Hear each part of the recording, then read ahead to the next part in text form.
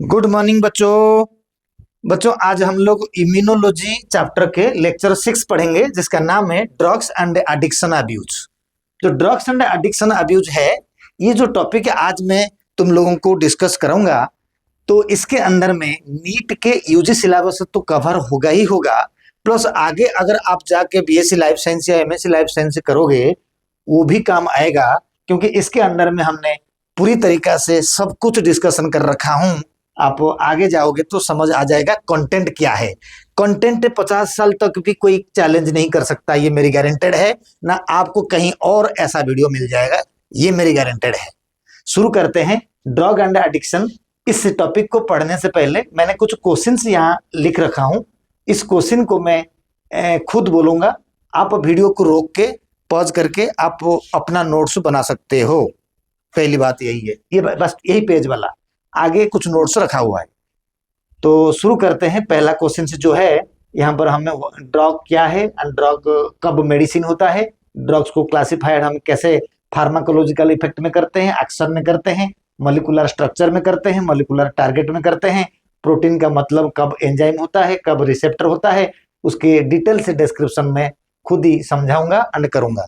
उसके बाद फिर आपके नोट्स भी इसके अंदर में है। शुरू करते हैं। पहला क्वेश्चन नंबर 1 होता है what is drug and when drug is acting as a medicine. ठीक बेटा, ये जो ड्रग होता है एक्चुअली ये ड्रग एक फ्रेंच वर्ड से डिराइव हुआ है। फ्रेंच वर्ड जिसका मतलब होता है हर्ब। ड्रग एक फ्रेंच वर्ड से डिराइव हुआ है जिसका मतलब होता है हर्ब। इसका मतलब यही है इस क्वेश्चन में, व्हाट इज ड्रग्स ना। Drug is a chemical substances which has a low molecular weight and it interact with the macromolecular targets to produces a biological response. What is this macromolecular target? ना बेटा, जो macromolecular target मैं यहाँ पर discuss करूंगा, वैसे carbohydrate protein fat होता है, तो यहाँ पर protein is the macromolecule and उस मॉलिक्यूल को टारगेट करके ड्रग कैसे अपना एक्टिविटी अपना फिजियोलॉजिकल रेस्पॉन्स करता है वो इस टॉपिक के पास पढ़ेंगे। अभी मैंने तुमको सिर्फ इतना बोला कि drug is a chemical substances, drug is a chemical substances, it has A low molecular mass, it derived from the हर्बासियस plant, it derived from the हर्बासियस plant and it interact with macromolecular targets to produces a biological response, right? And why this drug is taken? Now this drug is taken in order to cure disease, altering the body physiology, provide pleasure and save life को भी save करता है। इस purpose में drug को लेना पड़ता है। लेकिन ड्रग को जब हमें डिजीज को क्योर करने के लिए लेते हैं तब ड्रग का नाम होता है मेडिसिन। यानी when drugs are taken for the treatment of a particular disease and curing the disease, then that drug is called medicine. The process is called therapeutic और केमोथेरापी। ठीक है, समझ आगे होगा। जो मैंने बोला उसको लिख लेना। पहला क्वेश्चन हो गया। दूसरा क्वेश्चन से आएंगे, question number 2, how drug classified on the basis of pharmacological effect. बच्चा, जब ड्रग्स को फार्माकोलॉजिकल इफेक्ट में क्लासिफाई करेंगे एंड हमें ये बोलेंगे कि जैसे कि तुम्हें कभी बुखार हुआ होगा, अगर बुखार हुआ है, क्या मार्केट में पैरासीटामोल का जो दवाई है क्या वो सिर्फ 100-200 mg अवेलेबल है? तो 200 mg से लेके 500 mg से लेके 650 mg से लेके तो आगे और भी होगा जो डॉक्टर लोगों को पता होगा। यानी एक दवाई का different doses are also available in the market या prepared by the pharma company. That is why doctors are easily prescribed and easily treat the particular disease according to the age bar. तो as के हिसाब से doctor prescribe करता है कि कैसे कैसे डोज देना पड़ता है। यानी अगर सिर्फ पैरासीटामोल खाली 500 mg ही मिलता तो छोटा बच्चा जब होगा तो फिर उसको कैसे देंगे, और अडल्ट होंगे तो कैसे देंगे, तो यार सिवियर अगर बुखार है तो कैसे उसको दवाई देंगे। तो इसीलिए क्या होता है, फार्माकोलॉजिकल इफेक्ट के हिसाब से drugs are designed in such a manner that they have a different kind of doses, that is 100 mg, 200 mg, 500 mg, like this 650 mg। इस तरीका से डिफरेंट डिफरेंट ड्रग्स को डोज के हिसाब से क्लासिफाई करा जाता है। जरूरी है, अदरवाइज ट्रीटमेंट आसान नहीं होगा। एक्शन बहुत इंपॉर्टेंट है, स्टार भी लगा हुआ है। एक्शन में ये बोला जा रहा है, एक्शन के अंदर में, कि ड्रग जब हमें लेते हैं, the drug is behave as a antigen. When antigen enter in our body, उस एंटीजन को हमारी इम्यूनी सिस्टम सोचेगा कि कोई मारने वाला आया, कोई पैथोजन आया, इसीलिए हमारा इम्यूनी सिस्टम ड्रग के अगेंस्ट में, पर्टिकुलर पोटेंशियल पैथोजन के अगेंस्ट में, यानी ड्रग के अगेंस्ट में एंटीबॉडी बनाएगा, and memory B cell and T cell also बनाएगा। ये memory B cell T cell कैसे बनाएगा, इसको मैंने पूरे कहानी मतलब ग्राउंड लेवल में डिस्कस कर चुका हूं मेरे एक्टिव इम्यूनिटी के अंडर में। इम्यूनी रेस्पॉन्स में भी मैंने डिस्कस कर रखा हूं। तो मेरा यही कहने का मतलब है, drugs when taken it produces antibodies and memory B cell and T cell, so that this drug is acting as a vaccine, and then the body immunized for a long period of time. You understand? Molecular structure, कभी कभी तुमने सुना होगा, molecular structure को समझा रहा हूँ, कभी कभी सुना होगा, कभी कभी देखा भी होगा, डॉक्टर के पास कभी तुमने गए होंगे, डॉक्टर के पास मेडिसिन रिप्रेजेंटेटिव आके बैठते हैं, बोलते हैं सर ये हमारा दवाई ले लो, इसको आप प्रेस्क्राइब करो क्योंकि ये बढ़िया रिजल्ट देता है, इसमें कोई साइड इफेक्ट नहीं है। सुना होगा, देखा होगा। इसका मतलब एक बीमारी के लिए, मान लीजिए सपोज हम कहते हैं कि कॉमन कोल्ड, ठीक है, हम कहते हैं कॉमन कोल्ड, तो कॉमन कोल्ड के लिए क्या डी कोल्ड मिलता है? पहले बहुत पहले मिलता था, या सेरोडिन मिलता है, और 1000 दवाई कंपनियां होंगे जो सिर्फ एक डिजीज के लिए अपना अपना ट्रेड नेम पे दवाई बनाते हैं। ये नाम सिर्फ डॉक्टर को बता दिया जाता है, डॉक्टर सिर्फ कंपोजिशन जान के डॉक्टर बनते हैं। बाद में मेडिसिन रिप्रेजेंटेटिव कंपनियां डॉक्टर को अपना ब्रांड नेम बता देते हैं, अगर डॉक्टर का जो नाम याद रहा वो वही प्रेस्क्राइब करते हैं। एंड आजकल भी कुछ ड्रग माफिया भी होते हैं, या कुछ कंपनियां होते हैं कि डॉक्टर को पैसा दे के प्रेस्क्राइब करने के लिए मजबूर कर देते हैं। वो मैं जाऊंगा नहीं उधर। तो जनरली मॉलिकुलर स्ट्रक्चर में क्या मैं कहूंगा ना, drugs are designed in such a manner that they have a better substituent, less side effect and better result. इसीलिए मेडिसिन रिप्रेजेंटेटिव समझाते हैं कि हमारा साइड इफेक्ट नहीं है, इसको प्रेस्क्राइब करो। Okay, now come to the point, is the molecular target. याद होगा मैंने डिफाइन करा था व्हाट इज ड्रग, मैंने डिफाइन करा था ड्रग्स क्या होता है ना, drug is a chemical substances derived from the herbaceous plant. It is molecular weight is very less, it has a low molecular weight, but it interact with the macromolecular target to produces the biological response. What is this macromolecular target? यानी macromolecule एक example होता है protein. बेटा protein जब catalytic action show करता है, उस protein का नाम होता है एंजाइम। बट प्रोटीन जब बॉडी के अंदर में कम्युनिकेशन सिस्टम में काम करता है, उसका नाम होता है रिसेप्टर। ध्यान समझ में आ गया? कोई आपको प्रॉब्लम नहीं होगा, ये जड़ से है, रिसेप्टर होता है जब कम्युनिकेशन सिस्टम करेगा।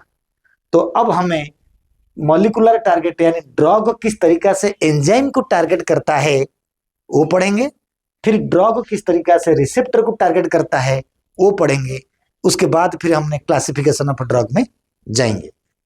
तो अगर हमें ये देखा, पहला टॉपिक का नाम है drug target to the enzyme. कभी कंफ्यूज नहीं होना, एंजाइम आज ड्रग टारगेट ऐसा लिखा होगा बुक्स वगैरह में, आपको सिंपल लैंग्वेज में ड्रग एंजाइम को टारगेट करता है। इससे पहले आपको एंजाइम के बारे में समझना होगा। बेटा एंजाइम क्या होता है ना, एंजाइम एक ऐसा होता है, देख लो ये एक एंजाइम है। एक एंजाइम के अंदर में दो हिस्सा होता है, एक होता है प्रोटीन पार्ट, एक होता है नॉन प्रोटीन पार्ट। तो एंजाइम का यहां से यहां तक का जो हिस्सा है इसको बोलते हैं प्रोटीन पार्ट। एंजाइम का ये वाला जो हिस्सा होगा, इधर से जो होगा non protein part, non protein part, समझ में आ गया। तो होल को बोलते हैं, this is called hollow enzyme, hollow enzyme, इनको बोलते हैं हॉलो एंजाइम। शायद नीट 2025 में ये क्वेश्चन आया था, तो मैंने देखा था बहुत पहले, तो यस आया था। हॉलो एंजाइम यानी नॉन प्रोटीन पार्ट है एंड प्रोटीन पार्ट को मिलाकर जो होता है पूरा enzyme is the hollow enzyme से कहते हैं। नॉन प्रोटीन पार्ट का दूसरा नाम जो होता है, ये जो नॉन प्रोटीन पार्ट है एनपीपी, इसका दूसरा नाम होता है कोफैक्टर, इनका दूसरा नाम होता है कोफैक्टर। ये कोफैक्टर 3 प्रकार के होते हैं, 3 प्रकार मतलब कोफैक्टर हैज 3 कंपोनेंट, इसका मतलब ये है 3 कंपोनेंट कोफैक्टर के अंदर में, यानी नॉन प्रोटीन पार्ट में 3 कंपोनेंट है। पहला कंपोनेंट क्या है इसके अंदर में, जो पहला कंपोनेंट है, एक होता है कोएंजाइम, एक होता है मेटल आयन, मेटल आयन, दूसरा होता है प्रोस्थेटिक ग्रुप। तो प्रोस्थेटिक ग्रुप हमें उससे कोई मतलब नहीं है, मैं एंजाइम ही नहीं पढ़ाता हूँ, एंजाइम पढ़ाऊंगा तो ये क्लास लग जाएगा। अब जो प्रोटीन पार्ट में मेन होता है, this is called active site, this is called active site, main यही होता है। एंड ये दोनों होते हैं एलोस्टेरिक साइट, ये दोनों होते हैं एलोस्टेरिक साइट, एलोस्टेरिक साइट, ये भी एलोस्टेरिक साइट, प्रोटीन पार्ट में एलोस्टेरिक साइट होता है ये एंजाइम के अंदर में। अच्छा बेटा, ये जो एंजाइम से मैंने बोला प्रोटीन पार्ट में एक्टिव साइट होता है एंड एलोस्टेरिक साइट दोनों होता है प्रोटीन पार्ट में। What is the meaning of active site? आपने डॉक्टर डीडी वुड के द्वारा बताया हुआ लॉक एंड की मॉडल सुना होगा। लॉक एंड की मॉडल, जिस तरीका से एक की एक पर्टिकुलर लॉक को खोलने में सक्षम होता है, ठीक उसी तरीका से एक पर्टिकुलर एंजाइम एक पर्टिकुलर सब्सट्रेट को पकड़ के उसको स्मॉलर स्मॉलर मॉलिक्यूल में तोड़ने में मदद करता है। यही है एंजाइम का नाम, यही है एंजाइम का फंक्शन। यानी active site is the selective site of the protein part of the enzyme which bind with the particular substrate molecule or macromolecules, then produces the biological response। ये कैसे होता है मैं एक छोटा एग्जांपल लेके आपको समझाऊंगा। मान लीजिए आपके माउथ में कौन सा एंजाइम होता है, सबको पता है कि सालाइवरी अमाइलेज, जिसका दूसरा नाम होता है टाइलिन। ये मान लीजिए मेरा ये एंजाइम का नाम होता है टाइलिन, मेरा ये जो एंजाइम होता है ये होता है टाइलिन, ये जो एंजाइम का नाम होता है टाइलिन और सालाइवरी अमाइलेज। आप देख रहे हो इसके अंदर में एक्टिव साइट कैसे होता है ना, ये एक्टिव साइट है। पहले फंक्शन समझेंगे, फिर ड्रग कैसे एंजाइमेटिकल फंक्शन को कमजोर कर देता है वो मैं डिस्कस करूंगा। तो यहाँ पर जो टाइलिन होता है बेटा, ये टाइलिन जो है, टाइलिन का एक्टिव साइट ऐसा है। तो तुरंत हमें माउथ, तो ये है माउथ पार्ट की बात कर रहा हूं। मान लीजिए माउथ का सालाइवरी अमाइलेज का जो एंजाइम है वो ऐसा है दिखने में। तो हमने खाना क्या खा लिया, हमने खाना खा लिया प्रोटीन, देखो प्रोटीन खाया, एंड खाना ये भी खाया हमने कि ये खाना खा लिया, दिस इज कॉल्ड फैट है। हमने खाना ये भी खा लिया, दिस इज कॉल्ड कार्बोहाइड्रेट है, रोटी चावल जो भी खाया। तो कार्बोहाइड्रेट का जो बाइंडिंग साइट होता है, binding site of the carbohydrate is perfectly fit to the active site of the salivary amylase. That is why ये सालाइवरी अमाइलेज कोई एक दो तो होंगे नहीं, सालाइवरी अमाइलेज क्या करेगा ना, ये सालाइवरी अमाइलेज इन सब्सट्रेट यानी कार्बोहाइड्रेट के साथ बाइंड हो जाएगा। कार्बोहाइड्रेट के साथ बाइंड होने के बाद क्या प्रोडक्ट बनाएगा, आपस में इंटरेक्ट करेगा, आपस में इंटरेक्ट करके एंजाइम हमेशा के लिए फ्री हो जाता है। This is salivary amylase, that is called E, free हो जाएगा एंड कार्बोहाइड्रेट ब्रेक डाउन होके डाइसैकेराइड में कन्वर्ट हो जाएगा। यानी मैं अगर ऐसे बता दूं कि कार्बोहाइड्रेट कन्वर्ट होके ये डाइसैकेराइड में कन्वर्ट हो जाएगा। डाइसैकेराइड का मतलब होता है कि हमें ये बोल सकते हैं कि माल्टोजो, लैक्टोज एंड सुक्रोज, ये डाइसैकेराइड होते हैं। माल्टोजो, लैक्टोज एंड सुक्रोज जो बोला ये तीनों ही पता करना, याद रखना, केमिस्ट्री में है, बायोलॉजी में भी है। डाइसैकेराइड माल्टोजो, लैक्टोजो एंड सुक्रोज, करेक्ट है, डाइसैकेराइड बनेगा। बाद में फिर ये मोनोसैकेराइड बन के कंप्लीटली डाइजेशन होगा। मेरा कहने का मतलब क्या हुआ, देखो कहानी, एंजाइम के साथ पर्टिकुलर ये दोनों जाएंगे नहीं। जो खाना हमें खाते हैं उनमें से जो कार्बोहाइड्रेट है वो माउथ में पार्शियली डाइजेशन होता है। ये पार्शियल डाइजेशन का तरीका बताया मैंने, क्योंकि जो सॉफ्टवेयर हम खाएंगे उसकी जो बाइंडिंग साइट होगा, अगर वो एंजाइम के एक्टिव साइट में फिट बैठेगा तो एंजाइम उसको पकड़ के तोड़ देगा। यही फिजियोलॉजी हमारे बॉडी के अंदर में, जो मैंने एक कहा तो 1000 प्रोसेस ऐसे ही चलता है तो पर्टिकुलर प्रोसेस के द्वारा एंजाइम। और याद रखना होगा, एंजाइम ही बार बार यूज होता है, एक बार काम करने के बाद फिर काम करता है, फिर काम करता है। हार्मोन ऐसा कर नहीं पाता है। इसलिए एक बहुत बड़ा बुक्स में एंजाइम का डेफिनेशन था, एंजाइम इज ए बायोकैटालिस्ट और organic catalyst that regulate the velocity of a biochemical reaction without undergoing change itself, so it can be used to more and more.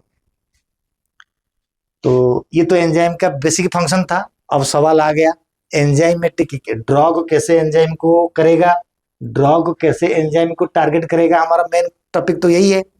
तो ड्रग जब target करेगा enzyme को, drug किस तरीका से target करेगा ना, देखो अगर मैं पेज एक और लेके बताता हूं, ड्रग टारगेट करेगा एंजाइम को, यानी ड्रग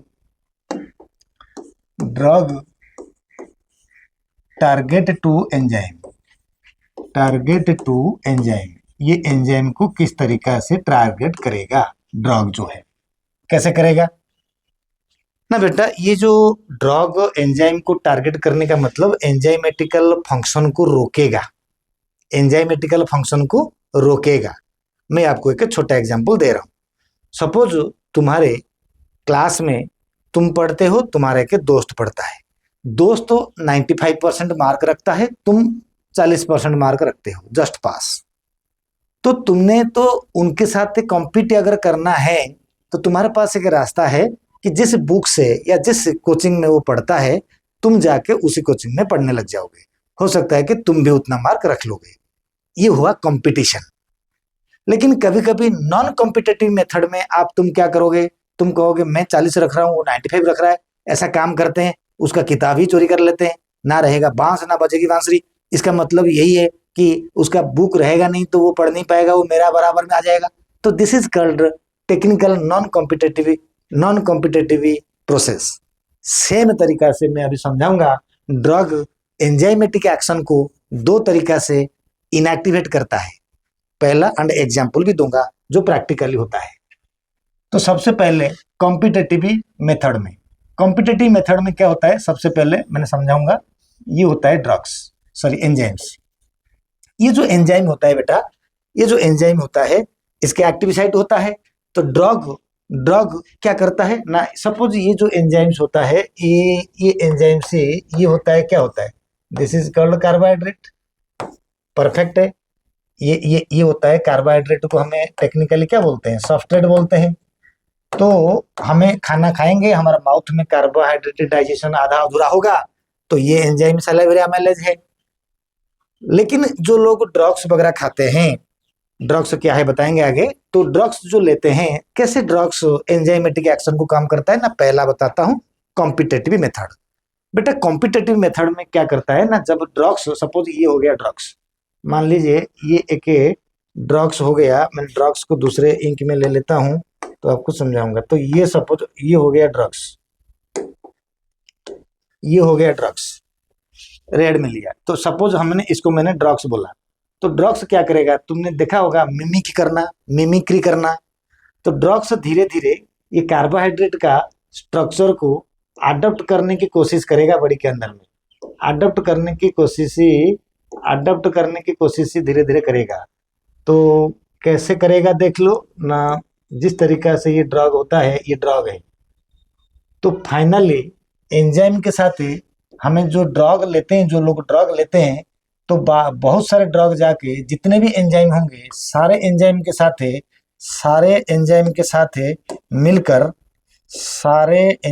साथ मिलकर तो ये ड्रग्स क्या करेगा, ये ड्रग्स इस तरीका से ब्लॉक करके रखेगा, यानी एंजाइम को रोक के रखेगा, एंजाइम के साथ मिल जाएगा। जब एंजाइम, सारे एंजाइम ही, माउथ के सारे एंजाइम से ड्रग्स के साथ एसोसिएट होकर रह जाएगा, तो बेचारा कार्बोहाइड्रेट थोड़ी ना डाइजेशन होगा। आपने जो खाया चावल नहीं रहेगा, वो स्टार्च बन के वैसे ही रहेगा, कार्बोहाइड्रेट बन के वैसे ही रहेगा, लेकिन वो कभी पार्शियल डाइजेशन भी होगा नहीं। क्यों नहीं हुआ ना, here drug compete with the structure of the substrate molecule, that is carbohydrate, and binding with the active site of the enzyme before the reaching of carbohydrate. This is a method of competitive inhibition. इसका मतलब यही हुआ, enzyme जो काम करता था वो नहीं हुआ, एंजाइम किसी और के साथ इन्वॉल्व है। आपकी मम्मी आपको सब्जी लाने के लिए बाजार भेजा, आपने दोस्तों के साथ क्रिकेट खेलने चले गए हो, यानी आप किसी और के साथ इन्वॉल्व हो गए हो, आपका मेन काम रह गया। एग्जैक्टली ऐसा ही है, दिस इज कॉम्पिटेटिव इनहिबिशन। जैसे मैंने आपका जो एग्जाम्पल दिया था पढ़ने के बारे में, राइट। ड्रग सब्सट्रेट को कॉम्पीट करके एंजाइम के हाथ लग गया एंड सारे एंजाइम को ब्लॉक कर दिया। एंजाइम का काम अब हुआ नहीं, क्या होता था, डाइसैकेराइड बनाता था। ये पहला एग्जाम्पल है कॉम्पिटेटिव का। अगर मैं प्रैक्टिकली रियल लाइफ एग्जाम्पल देने लग जाऊं, 2 एग्जाम्पल मैं देना चाहता हूं। एक एग्जाम्पल मैं दूंगा, एग्जाम्पल नंबर 1। एग्जाम्पल नंबर 1 क्या होता है? एग्जाम्पल नंबर 1 ना, एग्जाम्पल नंबर 1 होता है एक ड्रग है जिसका नाम है मालोनेट। मालोनेट क्या करता है ना, malonate drugs, malonate deactivate the succinic dehydrogenase enzyme. SD लिख दिया, बोल भी रहा हूं, सक्सिनिक डिहाइड्रोजिनेज। आपको थोड़ा लिख भी देता हूं, सक्सिनिक डिहाइड्रोजिनेज, ये एंजाइम का नाम है। बेटा सक्सिन की डिहाइड्रोजिनेज एंजाइम में आपका क्रेब साइकिल के अंदर में जब फ्यूमारिक एसिड से सक्सिनिक एसिड बनता था तो उसमें सक्सिन की डिहाइड्रोजिनेज का रोल बहुत इंपॉर्टेंट होता था, जिसमें FADH2 बनता था। अब ये मालोनेट ड्रग्स क्या करता है ना, compete with malonate drugs competitively depresses the succinic dehydrogenase, यानी सक्सिन की एसिड जैसा काम कर लेता है मालोनेट, ताकि सक्सिन की डिहाइड्रोजिनेज के साथ लग जाता है एंड सक्सिन की डिहाइड्रोजिनेज फिर फ्यूमारिक एसिड को सक्सिन के एसिड में कन्वर्ट नहीं कर पाता है। कहानी ये हो रहा है। एक एग्जाम्पल ये है reality.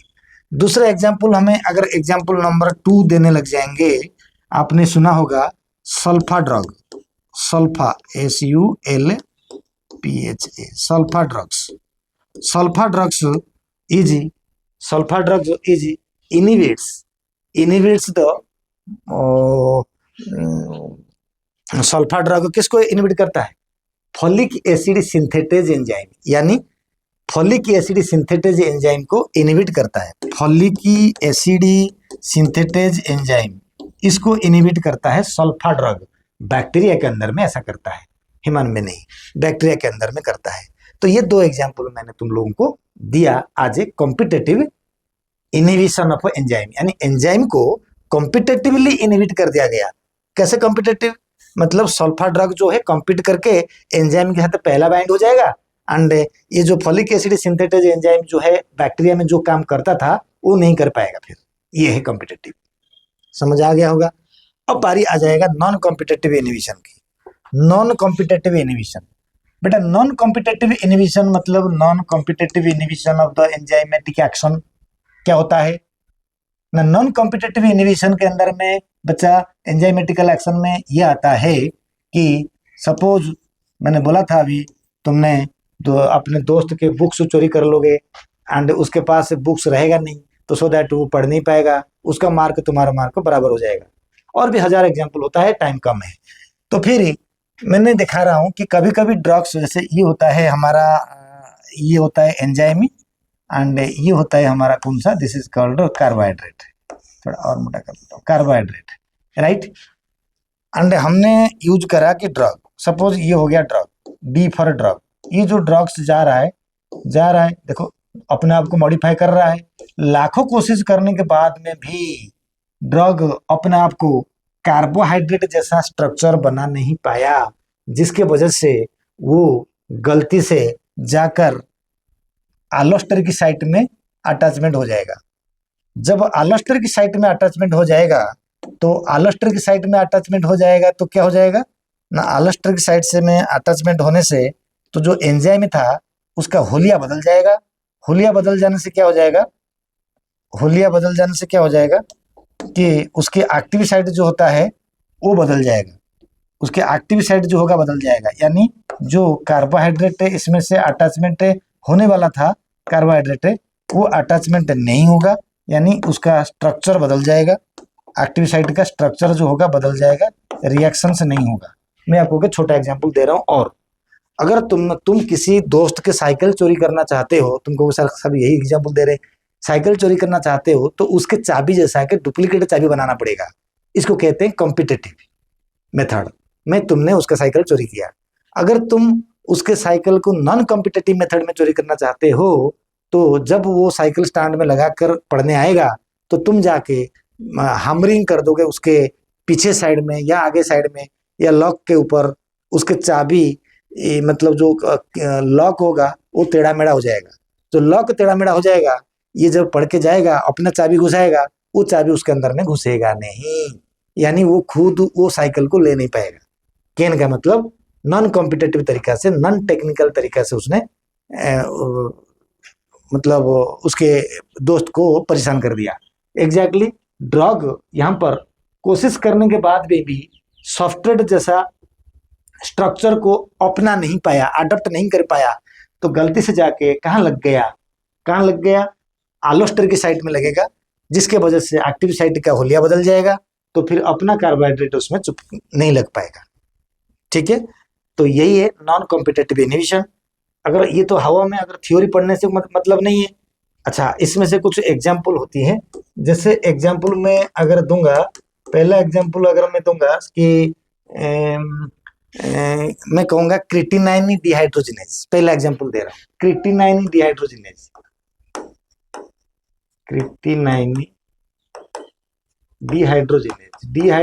Enzyme is inhibited by the isoleucine product,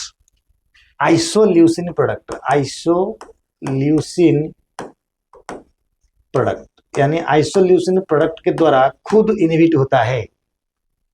एक एग्जांपल अगर मैं और दूंगा कि दूसरा नाम होता है hexokinase enzyme. Hexokinase enzyme is inhibited by the glucose 6-phosphate in glycolysis। Hexokinase enzyme लिख देता हूं, हेक्सोकाइनेज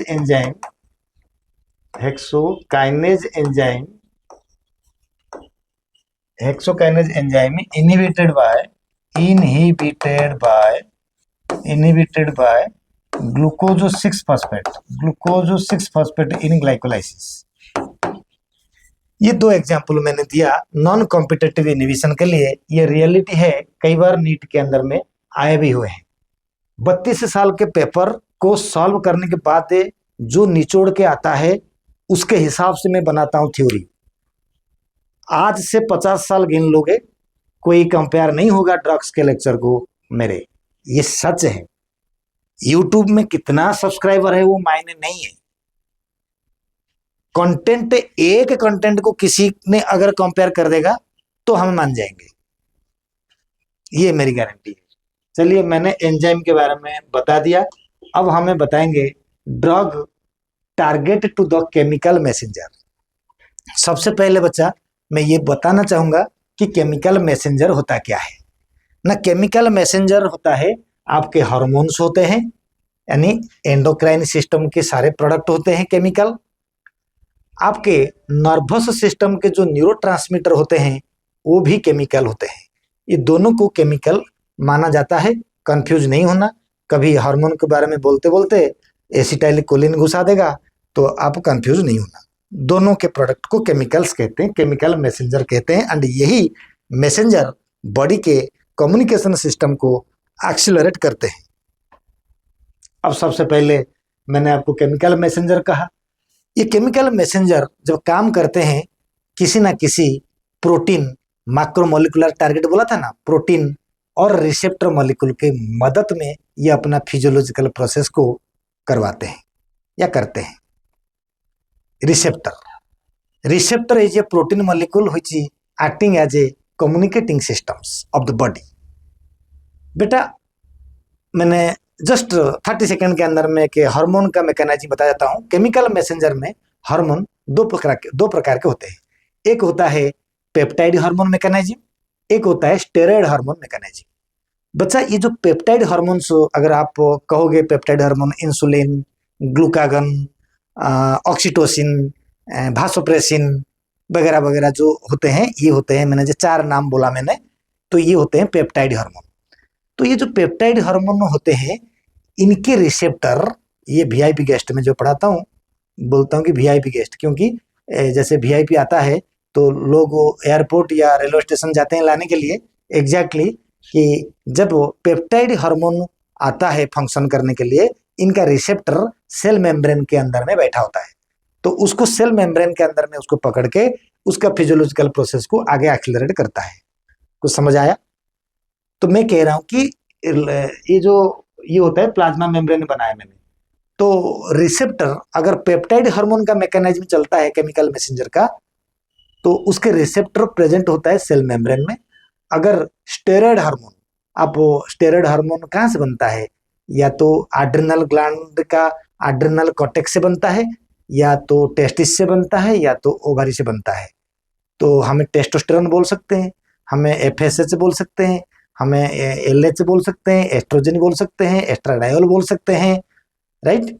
तो ये सारे जो हार्मोन्स होते हैं, these are the steroid hormone. Steroid hormone का फंक्शन के लिए रिसेप्टर बैठा हुआ है या तो साइटोप्लाज्म में या तो न्यूक्लियस के अंदर में।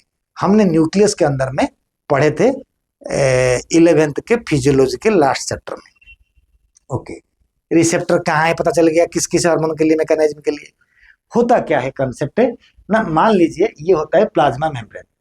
प्लाज्मा मेम्ब्रेन में 2 लेयर होता है, एक ऊपर लेयर एक नीचे लेयर। ये होता है प्रोटीन, ये जो होता है ना लाइन, इसको ये होता है, इसको बोलते हैं लिपिड लेयर।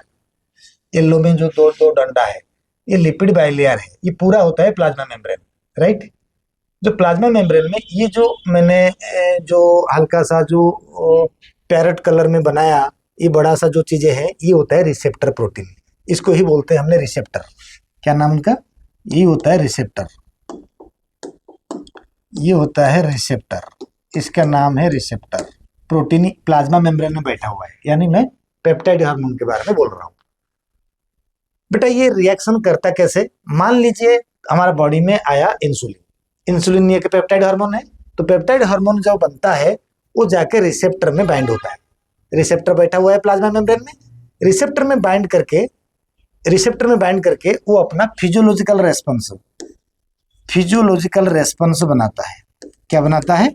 फिजियोलॉजिकल रेस्पॉन्स बनाता है। कौन बनाता है ना? जो पेप्टाइड हार्मोन, अगर मैं एक बोल दूंगा, this is called peptide hormone, ये पेप्टाइड हार्मोन होता है। ये ऐसा प्रोसेस करता है, रेस्पॉन्ड करता है। हमारे बॉडी में जितने भी हार्मोन बनते हैं, हर हार्मोन का एक रिसेप्टर होता है, वो रिसेप्टर के मदद में फिजियोलॉजिकल फंक्शन करता है। मैंने बोला स्टेरॉयड हार्मोन होगा तो न्यूक्लियस के अंदर में फंक्शन करेगा, रिसेप्टर में बाइंड होगा एंड काम करेगा। अगर पेप्टाइड हार्मोन होगा तो प्लाज्मा मेम्ब्रेन रिसेप्टर में बाइंड करके अपना फिजियोलॉजिकल फंक्शन करेगा। जैसे इंसुलिन होगा तो इंसुलिन क्या करेगा ना, ग्लूकोज को दूसरे सेल में डालेगा एंड एक्स्ट्रा ग्लूकोज को ग्लाइकोजन में कन्वर्ट भी करके लीवर में स्टोर कर देगा, या सेल के अंदर में ट्रांसफर करके सेलुलर रेस्पिरेशन के लिए हेल्प करेगा। यही है उनका काम। तो ये मैंने क्या कहा ना, ये नॉर्मल केमिकल मैसेंजर का काम कहा। अब खेल करेगा ड्रग। जब ड्रग आएगा तो केमिकल मैसेंजर के बजाय खुद जाके लग जाएगा, प्रोसेस को कम कर देगा। लेकिन ये एंजाइम जैसा खेल नहीं है। एंजाइम तो कम करता था, लेकिन ड्रग दोनों काम करता है। आपने सुना होगा केमिस्ट्री एवरीडे लाइफ ही कोई चैप्टर था केमिस्ट्री के अंदर में, कट गया अभी 2 साल से। आपने सुना होगा एगोनिस्टी एंड एंटागोनिस्टी। बच्चा एगोनिस्टी का मतलब होता है जब ड्रग नेचुरल तरीका से हमारे केमिकल मैसेंजर के फेवर में काम करेगा तो उसको बोलेंगे एगोनिस्टी। क्या बोलेंगे? एगोनिस्टी। लेकिन जब ड्रग्स लेने के बाद वो केमिकल मैसेंजर के अगेंस्ट में काम कर जाएगा, ऑपोजिट फंक्शन करेगा, तो उसको बोलेंगे एंटागोनिस्टी। मैंने एग्जांपल दूंगा, एंटागोनिस्टी, उसको बोलेंगे एंटागोनिस्टी। ये एगोनिस्टी एंड वो कहते हैं एंटागोनिस्टी। एगोनिस्टी फेवर में काम करता है, एंटागोनिस्टी अपोज में काम करता है। कैसे? एक एग्जांपल मैंने पहले से लिख के रखा हूं, मॉर्फिन वर्सेस नालोक्सन। बेटा हमारे बॉडी में जब चोट लग जाता है तो उस चोट को, जो चोट के वजह से जो पेन होता है, उस पेन को रिलीव करने के लिए हमारा बॉडी में नेचुरल तरीका से केमिकल बनता है जिसका नाम होता है एंडोर्फिन, जिसका नाम होता है एंडोर्फिन। नोटिस करो, एंडोर्फिन क्या करता है ना, पेन को कंट्रोल करता है। समझ आ गया होगा। तो एंडोर्फिन एक रिसेप्टर के जरिए में अपना काम करता है, पेन को कंट्रोल करता है। तो पेन कंट्रोल का मतलब क्या है? एक बढ़िया बात है। मान लो बच्चा खराब मार्क रख रहा है, टीचर पेरेंट से बोलता नहीं है तो पेरेंट खुश है, यानी बच्चा का इंप्रूवमेंट नहीं है, पेरेंट खुश है। एग्जैक्टली यहां से दर्द हुआ, हमने नर्वस सिस्टम के सारे जो कम्युनिकेशन को बंद कर दिया, ब्रेन को पता नहीं चला। This is pain killer. आपका कोई चीजें ठीक नहीं हो रहा है, बस आपको महसूस नहीं हो रहा है, आपके अंदर में जो नर्वस सिस्टम का जो कोऑर्डिनेशन काम नहीं कर रहा है, ब्रेन तक पहुंच नहीं रहा है, राइट। तो एग्जैक्टली एंडोर्फिन क्या करता है, एंडोर्फिन से मैसेज ब्रेन तक नहीं भेजता है, जिस केमिकल की वजह से एंडोर्फिन नहीं जाता है तो हमको पेन पता नहीं चलता है, कम लगता है। ये नेचुरल प्रोसेस है। एंड सुना होगा जिसको हार्ट पेन होता है एंड चाइल्ड बर्थ पार्चुरेशन के टाइम पे जो बहुत ज्यादा पेन होता है, तो डॉक्टर थोड़ा बहुत मॉर्फिन को सजेस्ट करता है। तो मॉर्फिन जाके एंडोर्फिन का फेवर में काम करता है, इसीलिए morphine plays the agonist with endorphin. समझ आ गया? जो काम एंडोर्फिन धीरे धीरे करता था, वही काम को मॉर्फिन जाके तेजी से कर दिया, तो आपको कोई भी पेन पता नहीं चलता है, तो पेन को कंट्रोल करता है मॉर्फिन। जो नेचुरल एंडोर्फिन करता था वो मॉर्फिन जल्दी कर दिया, यानी हमारा नेचुरल सिस्टम के फेवर में काम करा, राइट। लेकिन याद रखना, मॉर्फिन अगर कंटिन्यूअसली लेते रहेंगे, मतलब ये तो जिसको जरूरत है दिया गया है, heart patient and child birth के टाइम पे। लेकिन जो परमानेंट नशेड़ी जो है, तो नशेड़ी का नशा छुड़वाने के लिए नालोक्सन देते हैं। तो नालोक्सन क्या करता है? देखो पहले नशेड़ी का नशा कैसे होता है, उसको नशा जब वो मॉर्फिन खाता है, मॉर्फिन जाके अपना रिसेप्टर में बाइंड करके पेन तो होता नहीं, ठीक है, साथ साथ वो अपना प्लेजर भी लेता है, वो अपना प्लेजर लेता है। लेकिन जब नालोक्सन चला जाएगा तो नालोक्सन इनके साथ कंपीट करके जिस रिसेप्टर के साथ मॉर्फिन बाइंड होके पेन को कंट्रोल करता था या प्लेजर बढ़ाता था, तो उसी रिसेप्टर के साथ नालोक्सन जाकर लग जाएगा मॉर्फिन से पहले। तो मॉर्फिन जब जाएगा तो कोई रास्ता ही नहीं होगा बैठने के लिए, लगने के लिए। तो फिर नालोक्सिन जब डालते हैं, लगा खाते हैं, तो फिर मॉर्फिन अपना काम नहीं कर पाता है। तो मॉर्फिन का काम इनके साथ एगोनिस्ट था, तो यानी नालोक्सिन जब मॉर्फिन को अंटागोनिस्ट हो गया, अल्टीमेटली एंडोर्फिन को भी अंटागोनिस्ट हो जाएगा। लेकिन ये लेते कब ना, जब कोई नशेड़ी नशा बार बार लेता है, मॉर्फिन लेता है, एक्साइटमेंट होता है, तो उसका नशा छुड़वाने के लिए नालोक्सिन जब यूज करेंगे तो हमारा सारे रिसेप्टर में नालोक्सिन जाके बाइंड हो जाएगा, जिसके वजह से क्या हो जाएगा, मॉर्फिन जब जाएगा तो उसके रिसेप्टर फ्री नहीं होंगे, तो मॉर्फिन लेना नहीं लेना कोई फर्क नहीं पड़ेगा। तो धीरे धीरे उनको जब मजा नहीं आएगा तो वो नशा छोड़ देगा। टेक्निकल बात। आनंद एग्जाम्पल में दे रहा हूं, एड्रेनालिन वर्सेस, यानी ये दोनों हो जाएंगे अंटागोनास्टिक में चलेगी। Adrenaline and beta blocker, beta लिखा हुआ है वो। एड्रेनालिन क्या करता है ना, हमारे बॉडी के अंदर में एड्रेनालिन केमिकल जब बनता है तो blood pressure and blood volume बढ़ जाता है। वो एक रिसेप्टर के साथ अपना काम करता है, सब कुछ रिसेप्टर कहानी। लेकिन बीटा ब्लॉकर जब जिसका ब्लड प्रेशर बढ़ जाता है, डॉक्टर देता है बीटा ब्लॉकर, मान लीजिए दूसरा ड्रग्स दे दिया, तो बीटा ब्लॉकर जब जाएगा एड्रेनालिन से पहले वो लग जाएगा, तो ब्लड प्रेशर ब्लड वॉल्यूम को बढ़ाने के बजाय कंट्रोल कर देगा। हो गया ना अंटागोनिस्ट। तो इस तरीके से मैंने आपको ये समझाया कि जो ड्रग होता है रिसेप्टर के साथ बाइंड होके दो तरीके से काम करता है, एक तो एगोनिस्ट यानी फेवर में, एक एंटागोनिस्ट यानी अगेंस्ट में काम करता है। ये मैंने समझाने की कोशिश करा। तो इस तरीका से जब समझाने की कोशिश करा, ये हो गया आपका ड्रग। अब हमें पढ़ेंगे ड्रग एडिक्शन एंड अब्यूज। बेटा एडिक्शन अब्यूज जो ड्रग्स हम पढ़ेंगे कैसे पढ़ेंगे, ये अभी आपका नोट्स आ गया। On the basis of purpose and regulatory status drug again classified as a medicinal and recreational drugs. Medicinal and recreational drug. देखो बेटे मेडिसिनल जो होता है ड्रग्स होता है वो क्या होता है ना, या तो डॉक्टर प्रेस्क्राइब करता है या तो बिना डॉक्टर के प्रेस्क्राइब में हम ले लेते हैं। इसका दूसरा नाम होता है ओटीसी, ओवर द काउंटर। तो ये दोनों ड्रग्स बिना प्रेस्क्राइब में आप ले सकते हो, आजकल तो कुछ भी ले लेते हैं। ठीक है, मान लो कई बार मान लो हो गया था, अगर किसी को लूज मोशन हमने वो 2 टैबलेट देते हैं, यानी ओरनिडाजोल प्लस ओफ्लेक्सिसिन, दोनों को मिला के O2 हो रहा है, 2 O है ना इसलिए O2। तो ये सब भी ले लेते हैं जिसको जानकार है। तो गवर्नमेंट सजेशन कर रहा है एस्प्रिन कॉफ सिरप आप ले सकते हो बिना पूछे डॉक्टर को। एंड प्रेस्क्रिप्शन ड्रग्स जो होता है एंटीबायोटिक की, pain killer and antipyretic drugs को आप डॉक्टर प्रेस्क्रिप्शन में लेते हैं, ये होता है मेडिसिनल ड्रग्स। अब होता है रिक्रिएशनल ड्रग्स। क्या होता है बेटा ना, जैसे ड्रग्स को लेने से हमारा एक्साइटमेंट बढ़ता है, प्लेजर बढ़ता है, टेंशन कम होता है, प्रिवेंट टायर्डनेस एंड टायर्डनेस कम होता है, फैटिक कम होता है, ब्रेन फंक्शंस दूसरे तरीका से चलता है, तो उससे बोलते हैं रिक्रिएशनल ड्रग्स। You understand. ये रिक्रिएशनल ड्रग्स 2 प्रकार के होते हैं बेटा, एक लीगल एक इलीगल। लीगल क्या होता है तुमने सुना होगा, ठिप्पी खोला दारू के दुकान, यानी आप उसके अंदर जाके बैठ के पी सकते हो, ऐसा बोला गया है। सिगरेट जो होता है जैसे अल्कोहल लीगल है कुछ हद तक, कुछ रेस्ट्रिक्शन मिला हुआ है, वो अलग है। निकोटिन टोबैको रिलेटेड जो टॉपिक होता है, यानी जो cigarette and other tobacco related product, जिसको शॉर्टकट में हम बोलते हैं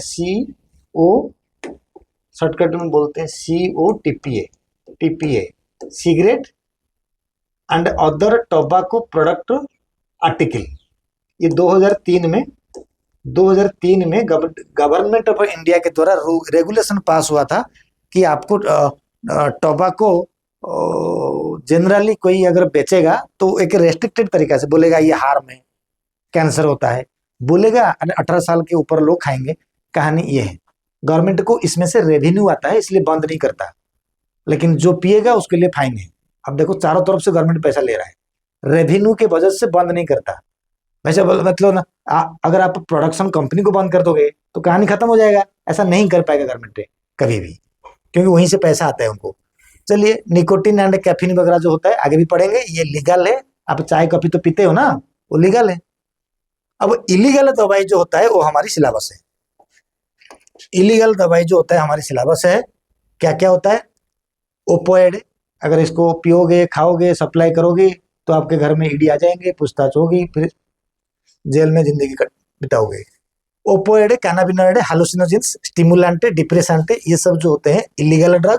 and these drugs are prohibited by the laws due to the high risk of harm and addiction. लत लग जाएगा, आदत पड़ जाएगा, ये सेंट्रल नर्वस सिस्टम को अल्टर करके बॉडी को बहुत कुछ हार्म पहुंचाता है। ठीक है, अब हम एक एक करके पढ़ेंगे। शायद ये कंडीशन आ गया, opioid, cannabinoid, hallucinogen, stimulant and depressant है, देख लिया। एक एक करके हम पढ़ेंगे। अब बेटा क्या होता है, ये होता है ओपोइड। क्या होता है बेटा ओपोइड ना, ये जो ओपोइड होता है, ये जो ओपोइड होता है ये एक्चुअली एक नार्कोटिक ड्रग्स है। ये पापाभर सोम्निफेरम, मैंने सीबीएसई बोर्ड के लिए कह देता हूं, जितना ड्रग अभी पढ़ाऊंगा उनके प्लांट का नाम। What is drug? Drug is A French word which means herb, right. तो ये सब हर्ब प्लांट से ही ड्रग डिस्कवर्ड हुआ है, निकला हुआ है फ्रेंच वर्ड से opioid. The drug suppresses brain activity and relief pain, so called sedative pain killer. It also reduces anxiety, tension, lower blood pressure and lower the breath rate. ये plant का नाम देखो, मैंने सारे प्लांट रखा तुम्हारे लिए। इसका नाम पापाभर सोम्निफेरम, मतलब पापाभर सोम्निफेरम का मतलब होता है कि ये पॉपी प्लांट है, पॉपी प्लांट है। ठीक है, देख लो कहीं आसपास में आपके गार्डन फार्डन की पे मिलता होगा, मैं भी देखा बहुत सारे जगह पे है ये प्लांट। मैंने उसका कैप्सूल देखा, देखो कैसे होता है प्लांट लाइक दिस। अब हमें जब इसके अंदर में देखा कि ये ओपोइड है, इसी ओपोइड को कितने प्रकार का ओपोइड देख लो। ओपोइड में पहला होता है ओपियम, मॉर्फिन, हीरोइन, कोडेइन वगैरह है। ये शायद मैं नहीं पढ़ाऊंगा, कोडेइन शॉर्टकट करके छोड़ दिया। ओपियम को हिंदी में उड़िया में बोलते हैं अफीम। Opium is extracted from the unripe capsule of poppy plant Papaver somniferum. It has a bitter taste and it causes loss of weight and fertility. जो लेते हैं नशा अफीम वगैरह, अगर 25 साल से लेना शुरू कर देंगे तो धीरे धीरे आप फर्टिलिटी पावर खत्म हो जाएगा, आपका बच्चा नहीं होगा, स्पर्म काउंट कम हो जाएंगे। मॉर्फिन, मॉर्फिन तो खतरनाक है। It obtained from the latex of the Poppy plant. उसकी जो लैटेक्स यानी जो गम टाइप में मिलता है उससे बनाते हैं। It is a powerful opiate used for the chronic pain during the child birth and operations. Generally it is taken as a tablet as well as injection. Heroin, what is heroin? वो film वाला heroine नहीं है, वैसे heroine हमेशा bitter होते हैं। तो heroin is a chemically diacetylmorphine. Morphine में थोड़ा छेड़छाड़ करके दो एसिटाइल ग्रुप जोड़कर, दो एसिटाइल CH3CO ग्रुप जोड़कर हीरोइन बनाया जाता है। एंड ये हीरोइन भी ये जो सीड से भी मिलता है, सीड मतलब उसके पॉड के अंदर में सीड होगा, वहां से मिलता है पॉपी प्लांट का। It is dangerous narcotics. देखा ना, जो सच नहीं बोलते नार्कोटिक टेस्ट करते हैं, narcotics. Heroin is bitter, of course bitter है, कड़वा, white odourless and crystalline compound and it is taken by the snorting. नाक से लेते हैं, इंजेक्शन द्वारा भी लिया जाता है। तो ये क्या करता है ना, it depresses central nervous system, slow down the breathing and heart. सबसे बड़ी बात है, आपने सुना होगा ब्राउन शुगर। जो हीरोइन ही जब इम्प्योर फॉर्म में लेना पड़ता है, उसके अंदर में स्टार्च एंड शुगर डाल देते हैं, इसीलिए हीरोइन को बोलते हैं, इम्प्योर हीरोइन को बोलते हैं, जिसको फिल्म नहीं मिलता। नहीं, ऐसा नहीं है। इम्प्योर हीरोइन जो होता है, इम्प्योर हीरोइन जो होता है जिसमें शुगर डाला होता है, जिसमें स्टार्च डाला होता है, उसको ब्राउन शुगर कहते हैं। इसलिए pure is the white, you understand. It is extremely addictive and finally body required this drug to maintain normal function and withdrawal symptoms. क्या होता है ना, अगर आप अचानक if suddenly stopped the drug, अगर लंबे समय तक आप ड्रग ले रहे हो, सडनली छोड़ दोगे तो ये सब कहानी हो जाएगा। आपका क्रैविंग होगा, मसल पेन होंगे, बोन पेन होगा, वोमिटिंग होगा, डायरिया होगा।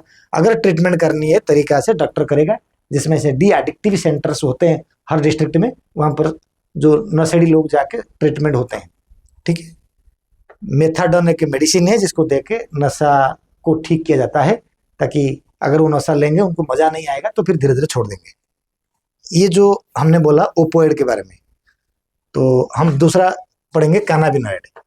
कैनाबिनॉइड प्लांट का नाम कैनाबिस सैटाइवा। ये दिल्ली में तो ये जो रोड साइड में भी बारिश के मौसम में हजार हजार पेड़ ये होता है, देखा होगा सबने, गांजा प्लांट। कैनाबिनॉइड, कैनाबिस सैटाइवा, समझ आ गया होगा। It is the chemical obtained from the inflorescence और flower top of the cannabis sativa.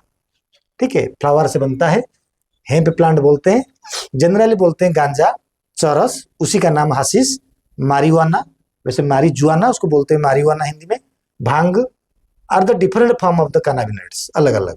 This drug interact with the cannabinoid receptor CB1 and CB2 of a central nervous system and influences the memory, mood, appetite and pain perceptions। इस सब को control कर लेता है, so that it increases heart rate and blood pressure, lung damage भी कर देता है।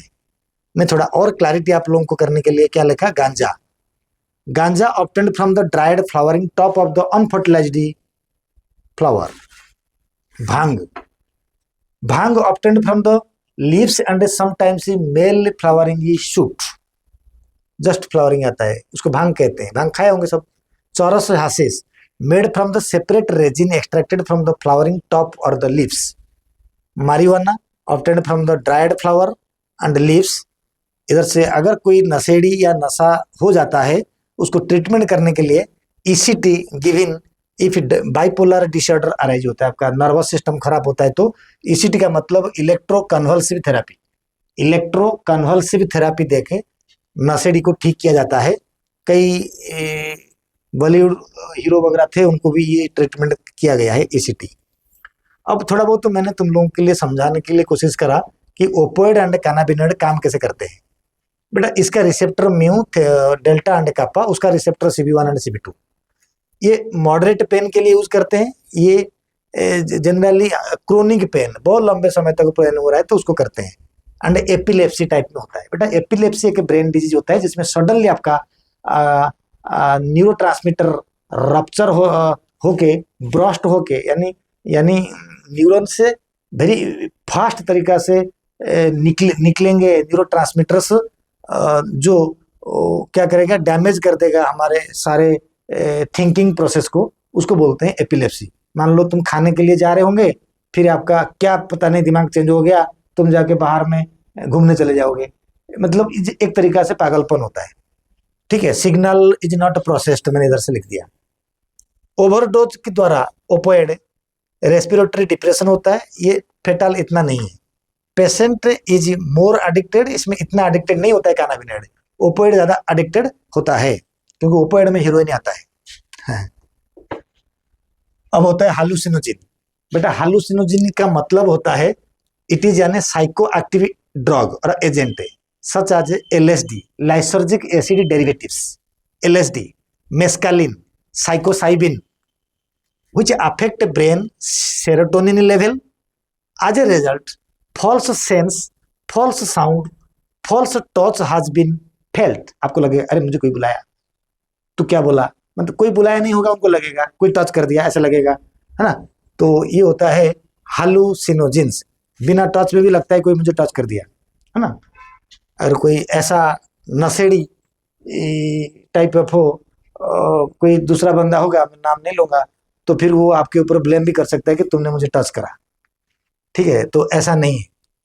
नशेड़ी होगा तो उनको लगता है कोई टच कर दिया। LSD derived from the ergot fungi which grows on the राई प्लांट।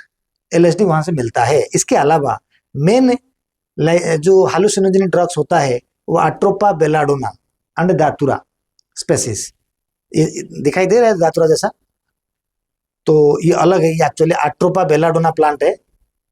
तो ये वाला हालुसिनोजेनिक ड्रग्स बनाता है। एंड इसको जब लेते हैं आपका फीलिंग, आपका थॉट, आपका परसेप्शन सब कुछ चेंज हो जाता है दूसरे के लिए। समझ आ गया। अब हमारे पास लास्ट टॉपिक ये है स्टिमुलेंट। बेटा स्टिमुलेंट वो होता है जो बॉडी को एक्साइटमेंट करता है। The drug that make you feel more active are called stimulant and it includes caffeine, cocaine, tobacco, amphetamine etcetera. मैं एम्फेटामाइन नहीं पढ़ाऊंगा, वो एनसीईआरटी में नहीं है, पहले पढ़ाऊंगा कैफीन। कैफीन एक legal permissible drug by law. It is alkaloid derivative of the leaf tea plant. Leaf of tea plant thea sinensis, China से पहले हुआ होगा शायद ये। And seed of coffee plant, coffee arabica, Arab country का होगा ये। Caffeine is a mild stimulant commonly taken as a beverage like tea, coffee and cold drinks. ठीक है, पूरा नोट है, बता दिया। कोकेन, कोकेन क्या होता है? It is a local anaesthetic and stimulant, body को स्टिमुलेट करता है। And it is extracted from leaf of young twig of South American shrub Erythroxylum coca. बेटा मैंने बार बार बोला ये साइंटिफिक नेम है, मैं नीचे अंडरलाइन करा। आपके सिलेबस में, स्कूल में, जो बोर्ड में आएगा, ये जो प्लांट मैंने बोला ओपोइड पापावर सोम्निफेरम, फिर मैंने बोला कानाबिस साटाइवा, फिर बोल रहा हूँ एरिथ्रोजाइलम कोका, इनमें से क्वेश्चन ही आएगा। इंपॉर्टेंट नहीं है, आएगा, मैं कह रहा हूं, देख लेना। केमिस्ट्री में कहा था वही आया था। It is usually taken as a smoking and causes a sense of euphoria. Euphoria मतलब जैसे कोई क्रिकेट जीत गया तो बहुत जल्दी एक्स्ट्रा हैप्पीनेस हो जाता है, वैसे लगता है। दारू जो पीते हैं ना बहुत हंसते हैं, बड़े प्यार से बात करते हैं। दारू तो डिप्रेसेंट होता है एक तरीका से, या जो नशेड़ी होते हैं वो बड़े हंसते हैं आपके, मतलब काफी एक्साइटेड रहते हैं, इसका मतलब यूफोरिया। लैक ऑफ स्लीप, नींद नहीं आता। एपेटाइटी, लॉस होता है, भूख नहीं लगता। हालुसिनेशंस एंड मेंटल रिटार्डेशन हो जाते हैं। Death occur due to cardiovascular and respiratory failure. Tobacco important है, यहां से क्वेश्चन आ सकता है। Tobacco mainly contain nicotine and benzopyrene, ये दोनों याद रखना। बेंजोपायरिन तो कैंसर करेगा, पहले nicotine stimulate adrenal gland to produce adrenaline and noradrenaline. And जो adrenaline and noradrenaline बनाएगा, which increases heart rate and blood pressure. Nicotine also act as a neural impulse due to acetylcholine nature.